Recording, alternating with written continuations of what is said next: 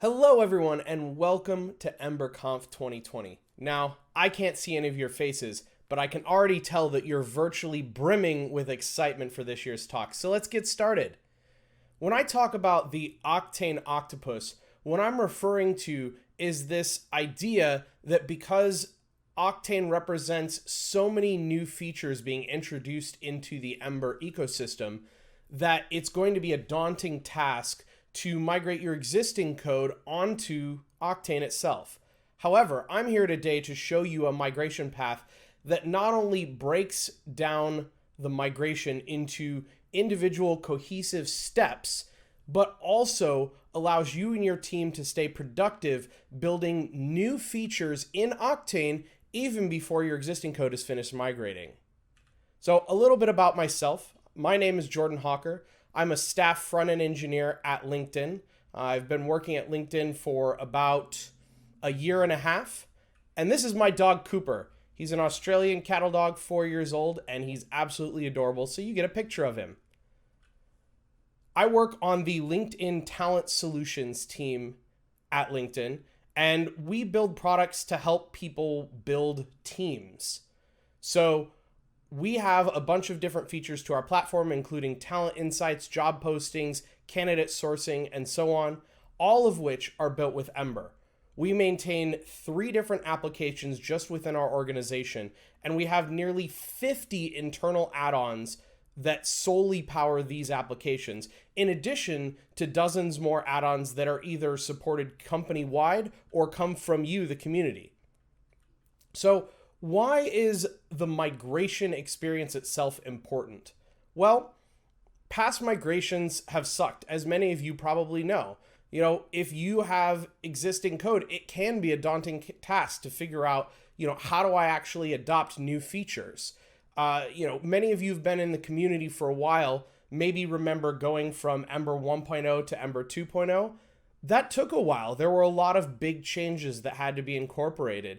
And I think one of the great things about the Ember community is that we continue to learn and improve every time we go through a process like this. And I think Ember Octane is the epitome of that. It's important to make sure that your application stays stable throughout the entire migration process so that you're not introducing regressions as you're trying to refactor your code. And additionally, because teams are always trying to deliver new things while they're upgrading their code, it's important to stay productive, and we need a migration process that supports that. Now, for those of you who don't yet know about Octane, I'm going to give you a little bit of background here. I'm sure you're about to learn a lot more about that throughout EmberConf, so here's just a brief primer. So Octane is an addition of Ember that represents a set of new features meant to fundamentally modernize and improve the way that we write Ember applications. Why should you migrate to it? Well, it adopts a lot of modern JavaScript features, and it brings in new patterns that streamline components, state management, and a lot of the other ways that we think about our Ember applications. In addition, Octane is interoperable with classic Ember patterns, so you can continue building new features in Octane while you're migrating off of your old classic Ember code. It's important that as a community, we cross this bridge together so that everyone has the opportunity to end up in Octane and adopt the features that they want to bring into their application. So there are a lot of different features included in the Octane edition, and you're going to learn a lot more about them this week. But here's a brief list of what you have to look forward to. Angle bracket syntax, native classes, named arguments, ES5 getters, modifiers, Glimmer components, and tracked properties. Now, when we thought about tackling Octane migration for our code base, we had to design an approach that fit our team.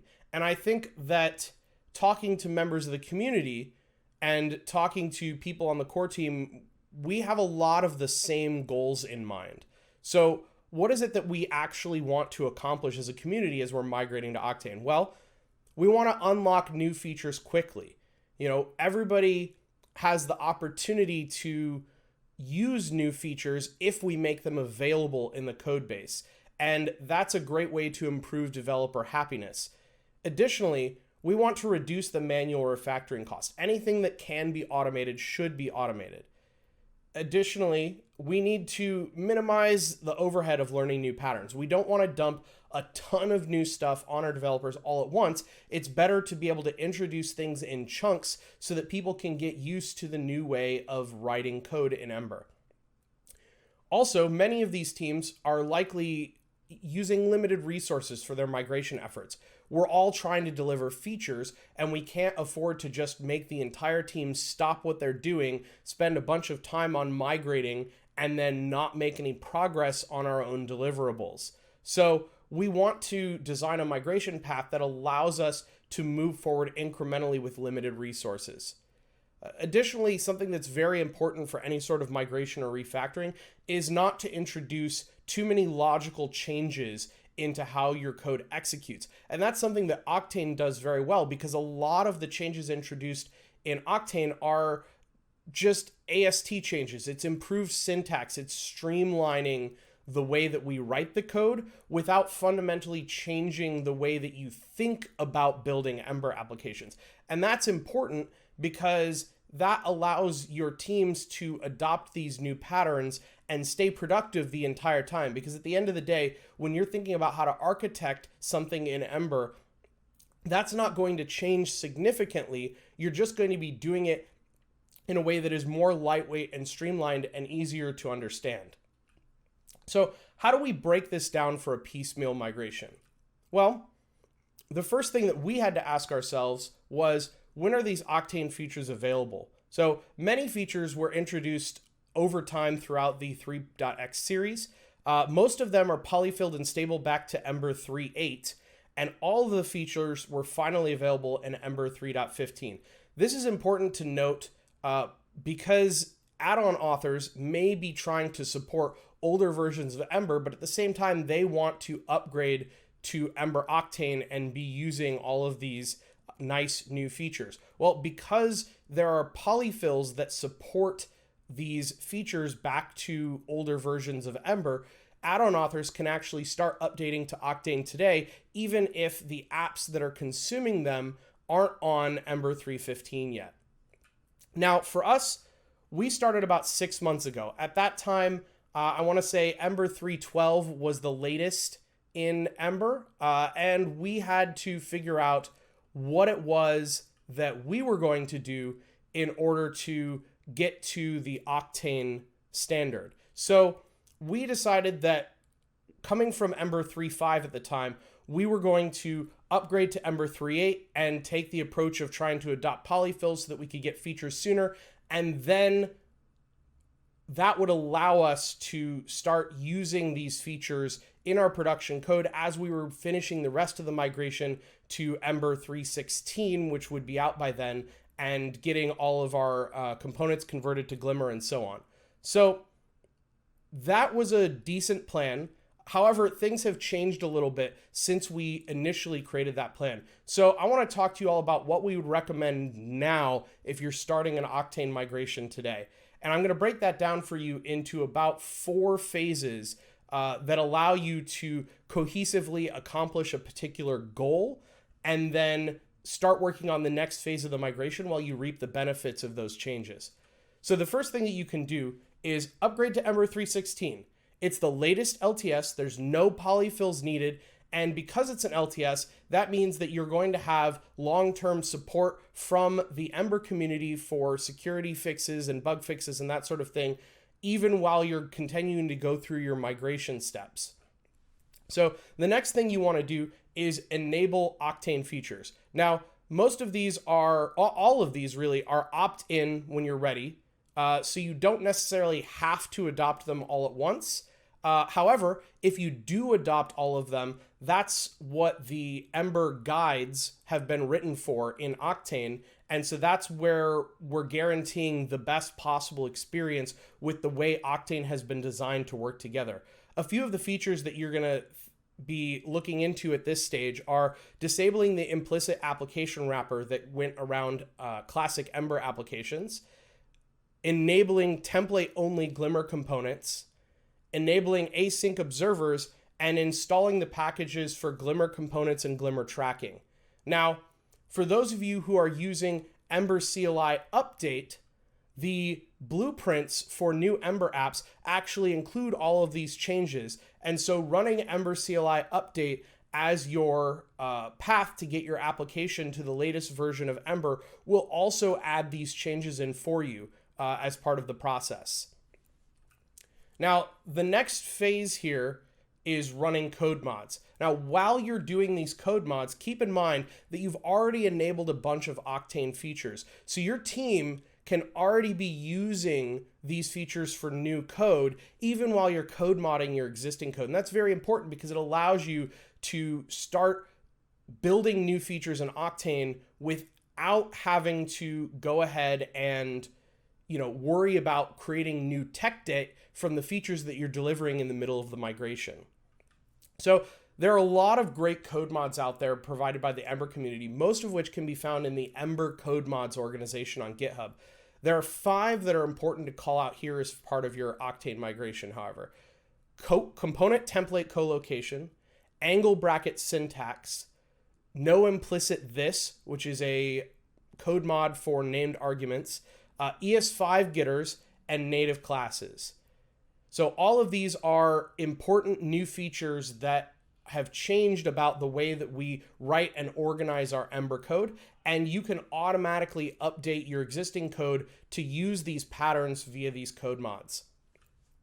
So once you've completed phase 2, you've now gotten to the point where most of the syntactical changes to your code have taken place. The stuff that is fairly easy to just one-to-one translate via an automated code mod.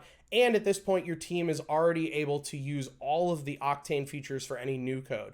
So now you need to start thinking about how do we rewrite some of our classic Ember classes in order to adopt some of the new fundamental changes in how we write Octane code, such as Glimmer. So we're going to start removing classic patterns from our code. And remember, throughout all of this, you're still being productive, but your migration is going to go back through your existing code and just take care of a little bit of cleanup here and there. Now, there's an @classic decorator that gets automatically added by the native class code mod to help ease this migration. Now, this decorator essentially tells the linter to allow or disallow certain classic methods, such as get, set, get properties, set properties, toggle property, increment property, and it also enforces the use of a init over constructor for superclasses. So this decorator essentially allows you to keep using the classic way of defining our classes and interacting with them.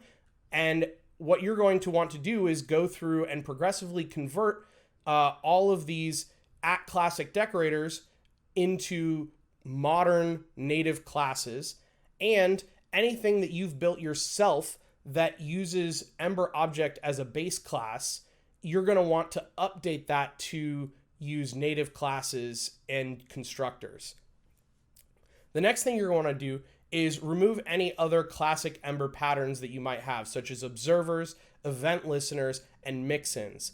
These, for the most part, are patterns that have been in decline in Ember for a while, but in Octane, we don't use them at all. So this is an opportunity to rethink the way that you interact with that functionality and write it in ways that fit within the Octane ecosystem.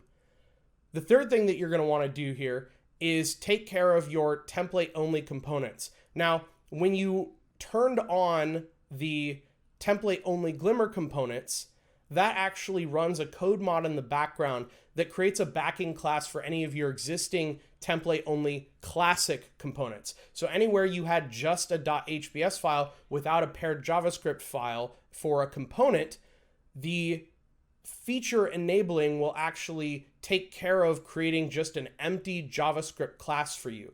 And this is important because that means that from now on, any solo templates that you have in your components folder are actually Glimmer components.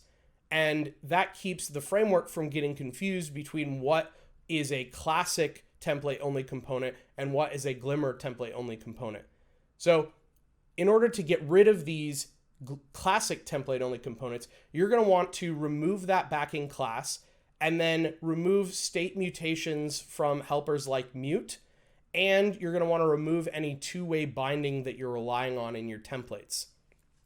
Now, this is a great way to really get started with using Glimmer components because template-only components are the easiest to understand in terms of going from classic to Glimmer, because there's not a huge shift in the way we think about templating, and there's not a huge shift in the syntax other than moving to angle bracket syntax, which you will have already done with your code mods. So once we've gone through all of that, you're going to be at a point where you're ready to start writing your components and classes in Glimmer.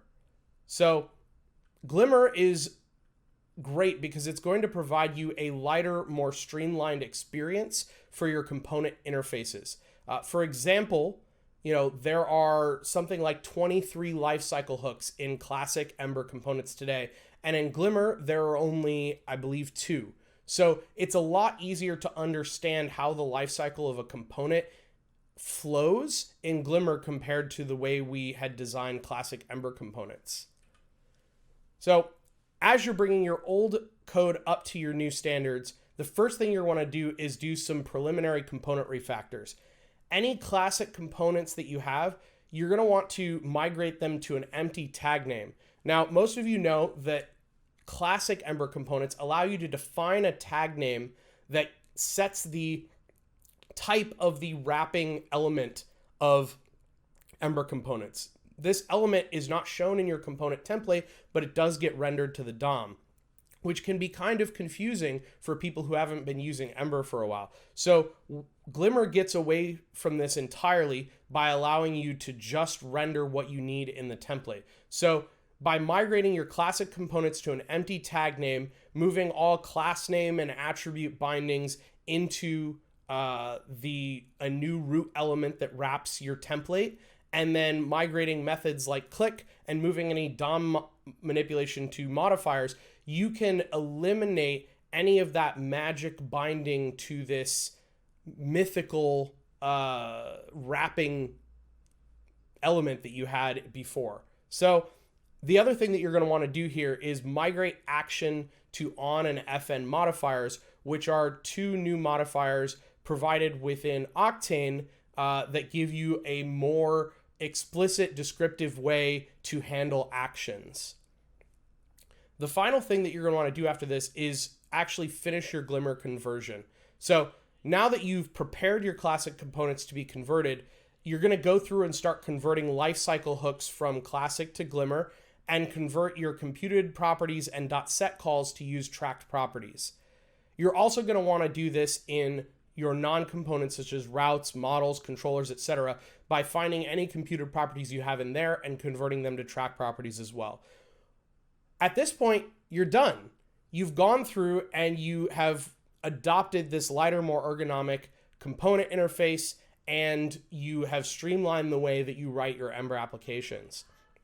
So at this point, you've adopted all of the modern Ember features, and throughout this entire process, your team has already been building new code in Octane. And that's how we create this migration in a way that allows you to assign limited resources to that project without significantly impacting your team's productivity. So let's talk about the next steps here. If you want to start an Octane migration today, what does that actually look like? Well, I've put together a bunch of resources here today for tackling it yourself.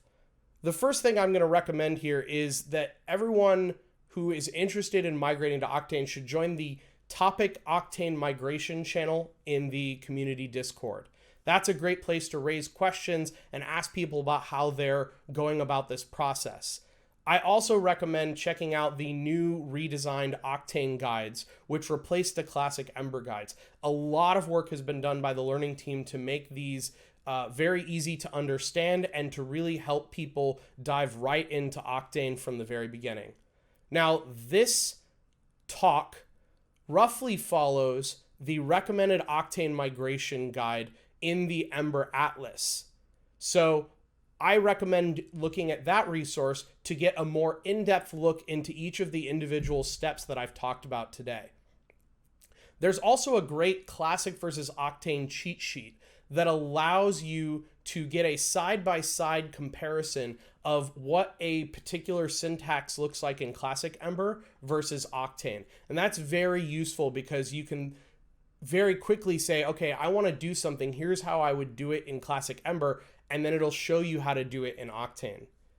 If you want to learn more about some of the new features in Octane, such as glimmer or track properties or modifiers, I recommend checking out one of the many blog posts that have been written about Octane over the last year. In particular, Chris Garrett has a series called Coming Soon in Ember Octane that he wrote last year that dives into many of these topics in depth and really helps you understand what's great about these features, why they're important to Octane, and how you use them. And finally, as I mentioned before, definitely check out the Ember Code Mods organization on GitHub, because that's where you're going to find nearly all of the code mods that are going to help you as part of your Octane migration. So there are a few key callouts I want to finish on here. The first thing you're going to want to do is upgrade to Ember 3.16. It's the LTS. It's going to give you the longest term stability of staying on a single version of Ember while you're going through this migration. Secondly, you're going to want to Octaneify your code. So opt into the features that you want and let those code mods start migrating while you're already able to use Octane features today in new code. That's super, super important for keeping your team productive. So the one thing I want to leave you with here is that logically you're building the same Ember app. So it may seem daunting, but at the end of the day, when you think about how you're putting together components and routes and services and how everything interacts together, it is the same fundamental concepts that you have in Classic Ember in Octane. But at the same time, you're gaining a lot of benefits of the way that Octane has streamlined the way that you write your code. So you're going to learn a lot about this throughout the rest of EmberConf, and hopefully now you have the tools to actually know how to tackle this migration. That's all I have for you today. Thank you so much for joining me. Again, my name is Jordan Hawker. You can find me on Twitter or GitHub. And if you'd like to check out a copy of the slides, you can go to jhawk.co/EmberConf20. Thank you very much and enjoy the rest of your conference, everyone.